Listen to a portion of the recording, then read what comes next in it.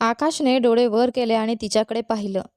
त्याला कळालं की ती त्याच्याशी खेळते आहे आणि आता त्याची पाळी होती. त्याने पटकन तिच्या कमरेला धरून तिला जवळ ओढलं. दोघांचे डोळे क्षणभर भिडले. त्याने तिच्या केसांतून हात फिरवला आणि तिने लगेच डोळे मिटले. त्याने हलकेच तिचे केस ओढत तिला डोळे उघडायला सांगितलं आणि तिच्याकडे झुकू लागला. ती उत्सुकतेने ओठ चावू लागली. दोघांचे चेहरे अगदी 1 इंच अंतरावर आले. त्याने हलकेच तिच्या ओठांना स्पर्श केला आणि त्या स्पर्शाने तिच्या अंगावर शहारा आला. ती त्याच्या चुंबनाची वाट पाहत होती, पण त्याने अचानक डोळा मारला आणि मागे वळून चालत गेला.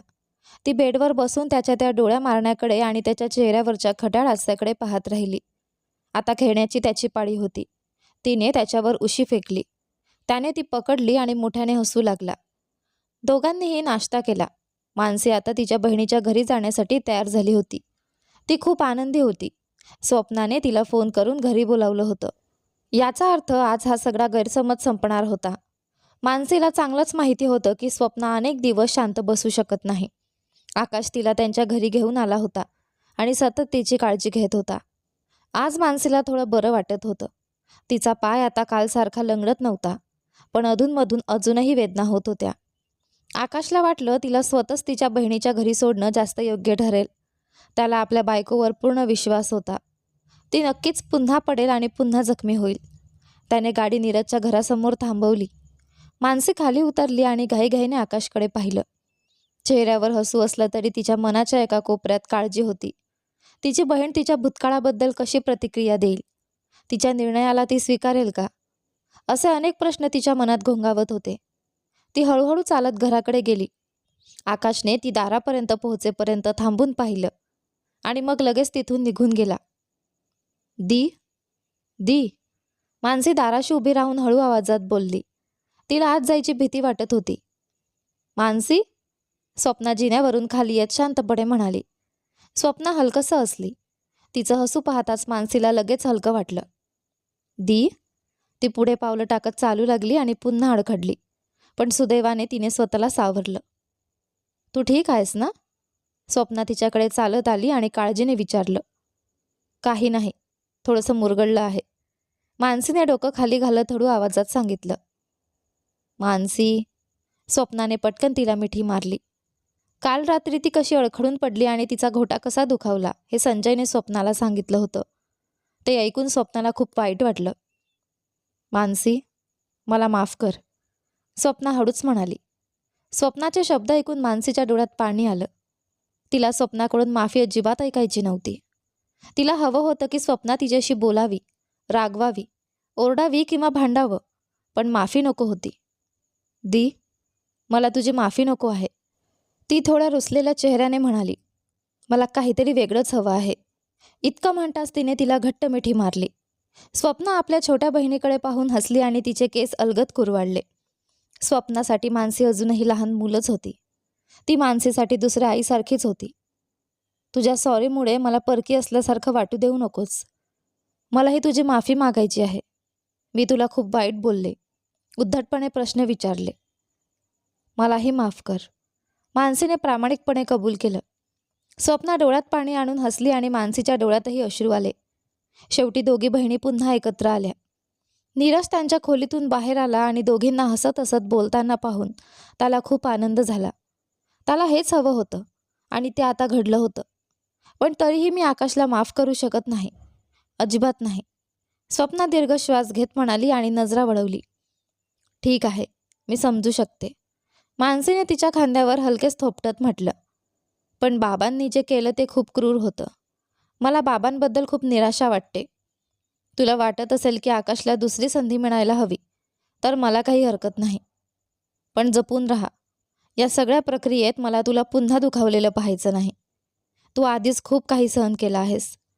स्वप्नाने यावेळी तिला सौम्यपणे सावध केलं. ती मानसीबद्दल खूप चिंतेत होती. नीरजकडून तिला सौम्याबद्दल कळालं होतं आणि ते ऐकून तिला खूप वाईट वाटलं होतं. खरं तर हेच मुख्य कारण होतं. कोणीतरी मुलींच्या भावना अशा खेळू शकतो का? याच गोष्टीमुळे तिला आकाशबद्दल तिरस्कार वाटायला लागला होता. सगळं ठीक होईल दी, मानसीने जबरदस्तीने हसत म्हटलं. पण तरीही तिच्या मनात एक विचित्र भावना होती. जणू स्वप्ना तिला एखाद्या येणाऱ्या वादळाबद्दल सावध करत आहे.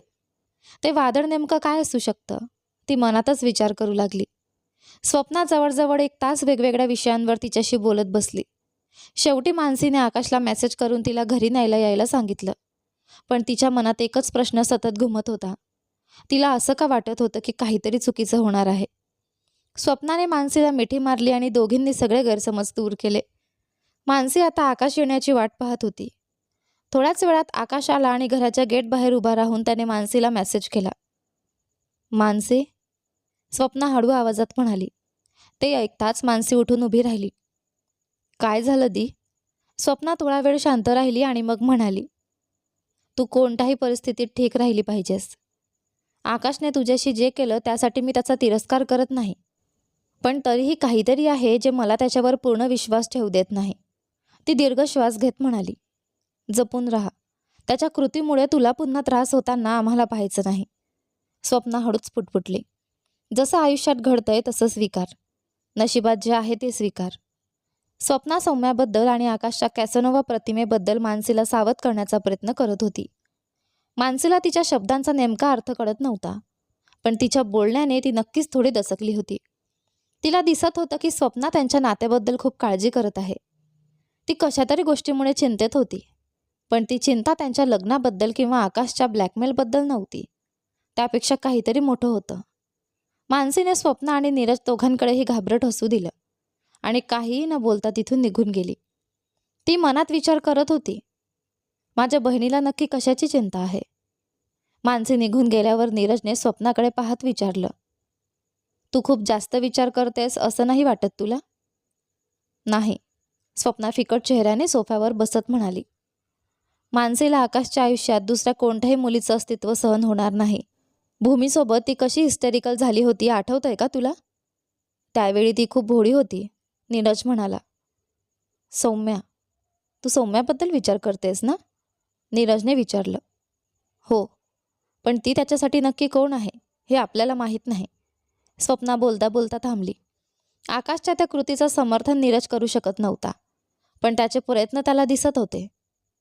तो प्रयत्न करतोय स्वप्ना. त्याने तुझ्या बाबांशी बोलून संजयला सोडवलं. कुशललाही अडचणीतून बाहेर काढायला मदत करत आहे. तो या नात्यासाठी काम करतोय. आपल्याला सगळ्यांना माहीत आहे तो हे सगळं फक्त मानसीसाठी करतोय. फक्त मानसीसाठी. नीरजने अविश्वासाने तिच्याकडे पाहिलं. काही दिवसांपासून तो आकाशकडे लक्ष देत होता. आकाश खूप बदलला होता. मी तुझ्या बऱ्याच गोष्टींची सहमत आहे, स्वप्ना म्हणाली. पण तरीही जर त्याने सौम्याशी नातं सुरूच ठेवलं तर मानसीचं आयुष्य धोक्यात येईल. स्वप्ना नीरजचं काहीही ऐकायला तयार नव्हती. स्वप्ना, तू एकटीच निष्कर्ष काढू शकत नाहीस. कदाचित त्याने आधीच ते नातं संपवलं असेल. त्याच्या भूतकाळात एखादं नातं होतं म्हणून तो मानसीवर प्रेम करू नये का? किती हास्यास्पद आहे हे. प्रत्येकजण चुका करतो, पण त्या चुका सुधारतो तोच खरा माणूस असतो. नीरजने निष्कर्ष काढला. आशा करते तसं असेल, स्वप्ना हळूच म्हणाली. पण तुझ्या बाबांनी केलेली कबुली ऐकून मला आनंद झाला.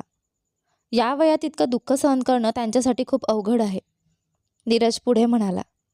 मला अजूनही विश्वास बसत नाही की त्यांनी हे सगळं केलं. त्यांनी तर मानसीला आपल्यापासून सगळं लपवायला सांगितलं होतं. आईने आपल्याला फक्त इतकंच सांगितलं होतं की एक मुलगा मानसीच्या मागे लागला होता आणि त्याने रस्त्यावर तिला जबरदस्तीने किस केलं आणि आपण मूर्खांसारखे तेच खरं मानलं. ती नीरजकडे धक्का बसल्यासारखी पाहत म्हणाली. खरंच दुर्दैवी आहे. आपण एकदा तरी तुझ्या बाबांना विचारायला हवं होतं. पण तेव्हा आपण इतके आनंदी होतो की त्यांनी आपल्याला स्वीकारलं आणि आपण आपल्या आयुष्यातच व्यस्त होतो, नीरज म्हणाला. पण काल ते मला सांगत होते की त्यांना त्यांच्या केलेल्या सगळ्या गोष्टींचा खूप पश्चाताप होतोय. आकाशने त्यांना वचन दिलं आहे की तो मानसीची चांगली काळजी घेईल. हे ऐकून स्वप्नाने डोळे मिटले. म्हणूनच तू मानसीशी पुन्हा जुळवून घेतलंस का? नीरजला संशय आला. नाही, असं मी म्हणू शकत नाही. स्वप्नाच्या या उत्तराने नीरज थक्क झाला.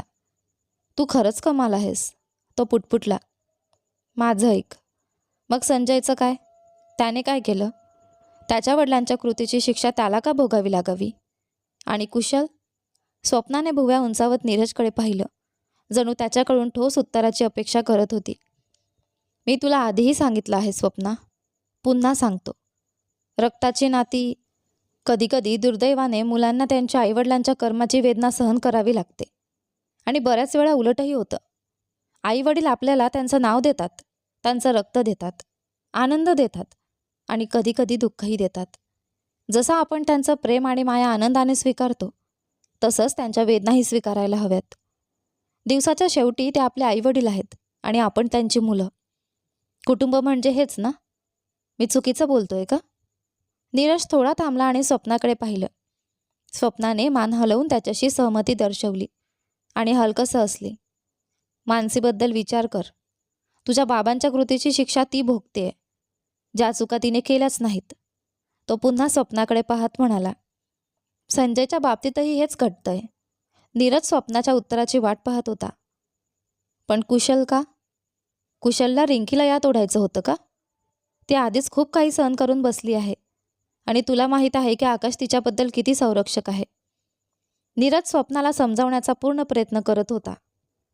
म्हणजे तू तुझ्या मित्रांच्या विरोधात जाऊन आकाशची बाजू घेतोयस? हां? स्वप्नाने आश्चर्याने त्याच्याकडे पाहत विचारलं. तिच्या प्रश्नामुळे नीरजला राग आला, पण तो आता आधीसारखा रागीट राहिला नव्हता. त्याने स्वतःवर नियंत्रण ठेवायला आणि शांतपणे समोरच्या व्यक्तीला समजावून सांगायला शिकून घेतलं होतं. त्याने राग आवरला आणि शांतपणे उत्तर दिलं. नाही.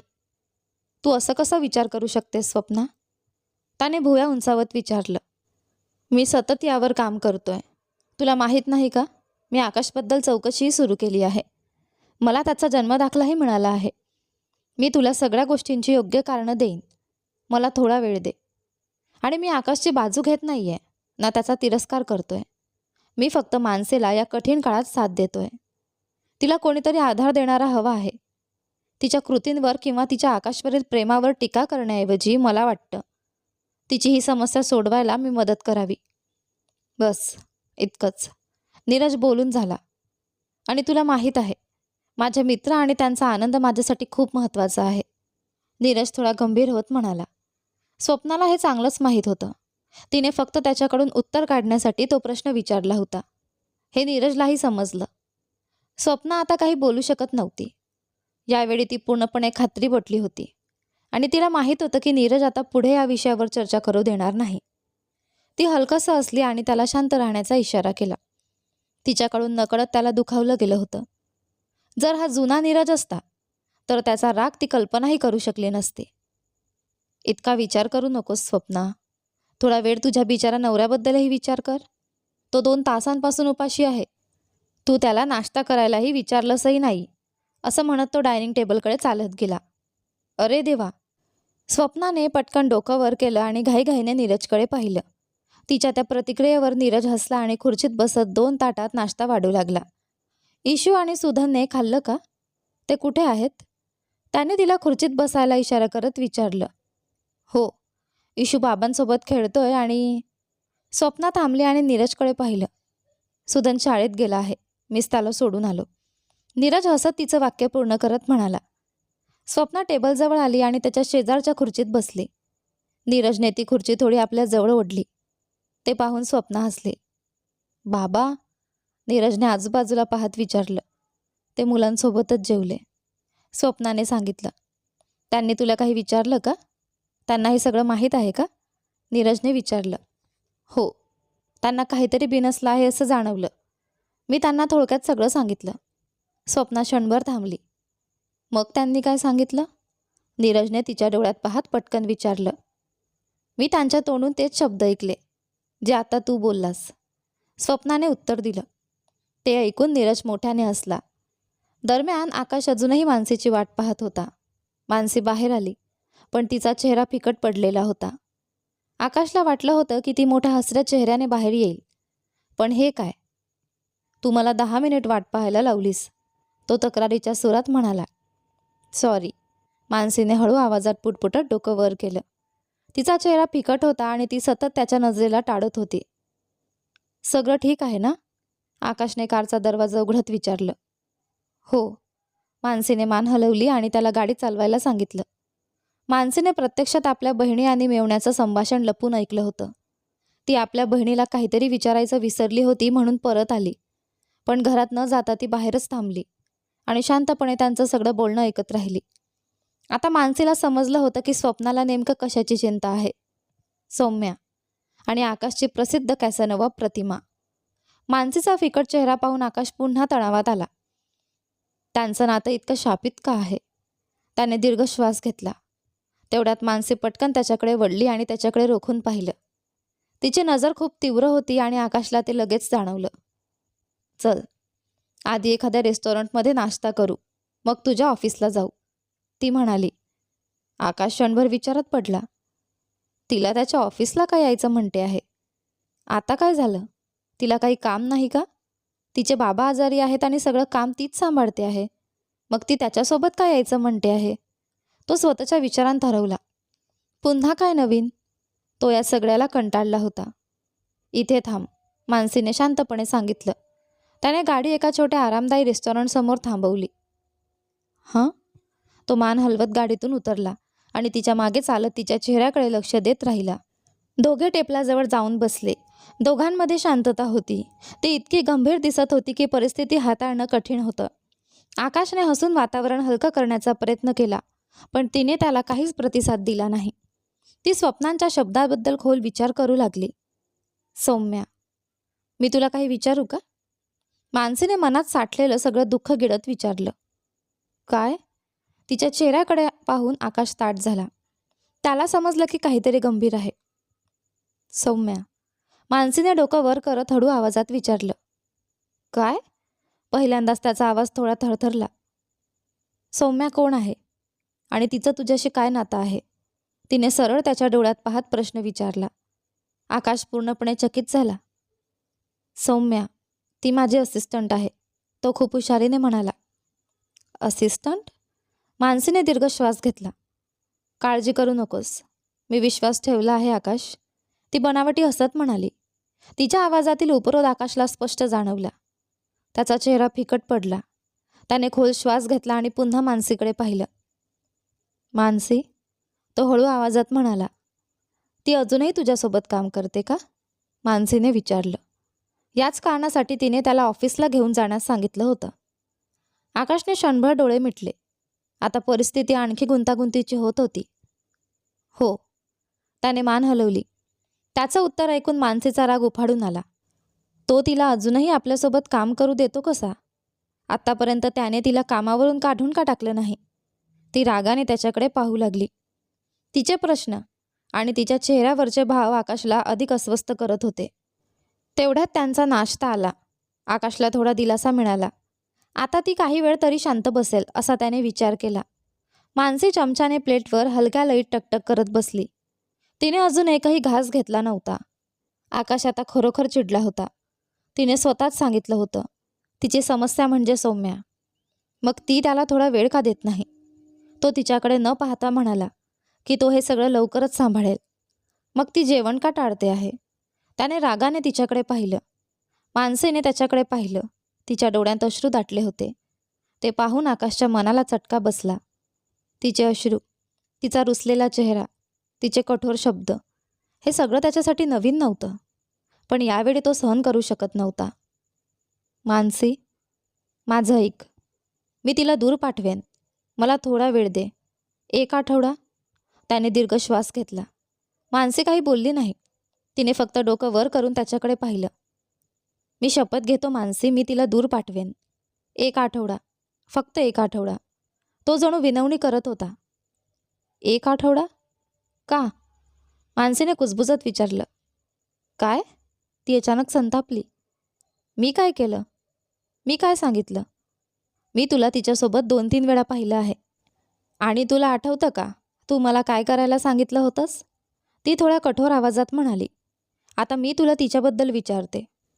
तुला सामोरं जाते तर तू तिला लगेच दूर का पाठवत नाहीस? ती जोरात म्हणाली. आकाश, थोडं तरी शहाणपणाने विचार कर. मी तुझ्या भूतकाळाबद्दल तुला कधी प्रश्न विचारला का? तुझा भूतकाळ जाऊ दे, कोणाला फरक पडतो? तिच्यासोबत तुझं काय नातं होतं? तुझी कॅसेनोवा प्रतिमा, मला त्याची काहीही पर्वा नाही. मला फक्त आजची काळजी आहे.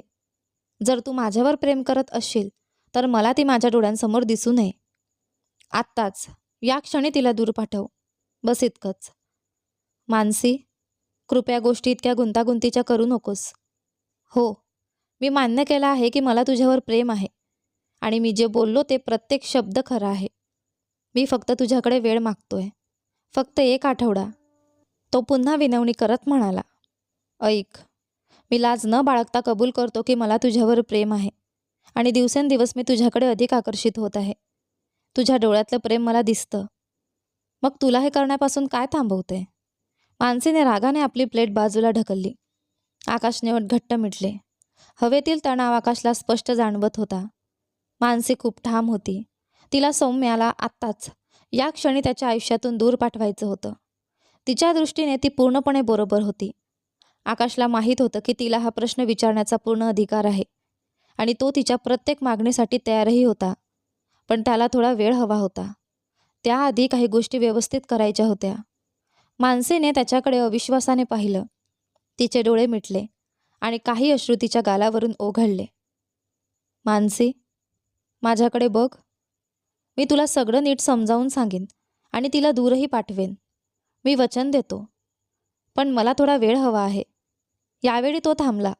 त्याला आता आणखी वाद नको होता. मानसी आश्चर्याने त्याच्याकडे पाहत राहिली. तो पुन्हा पुन्हा तीच गोष्ट सांगत होता. तो तिच्या भावनांबद्दल इतका निष्काळजी कसा असू शकतो? त्याने तिच्या दृष्टीनेही विचार करायला हवा होता.